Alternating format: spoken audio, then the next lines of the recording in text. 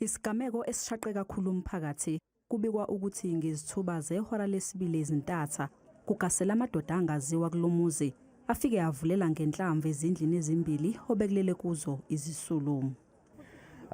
From what we know is at around 2 o'clock this morning, police at Blessingslaw were contacted by members of the community who heard gunshots going off. Umndeni usola ukuthi lesi sigameko sisuka kude njengoba nobaba wakulomuzi washona ngendlela efanayo. Kwaba nenkinga nomfana lekhaya okwathiwa wayintshontshile, so kwavulwa icase. Mevulwa icase engathi konke lokho kwenzakala kusukela lapho kwasekulimala ubaba emva lokho njengoba manje beqhubeka belimala. Ngqongqoshe wamaphoyisa uthi babili abantu asebeboshiwe ngamacala okubulala laba baboshwe khathi amaphoyisa egasele emzini wenyanga abebeyogeza isinyama kuwo noqhele ngamakhilomitha ambalwa ukusuka endaweni yesigameko.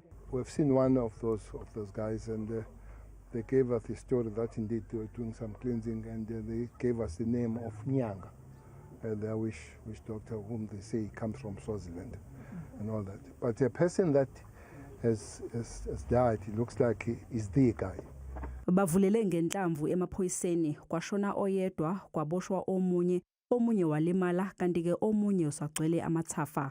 Imeya yaseMsunduzi ithi le ndawo ikhungethwe izigameko eziphezulu zokubulala icela amaphoyisa ngenelele. We have seen an escalation of killings in Embali in recent months and in Edendale. Lesi sigameko senzeka nje izolo ntambama Kudutshulwe Kwabulawa abantu abane abebehlezi komunye umuzi kwaMashu. Ngakolunye udaba Kudutshulwe Kwabulawa umfundi ka-grade 8 kwadukuza izolo nokusola ukuthi ke ubengufakazi kwelinye futhi icala lokubulala.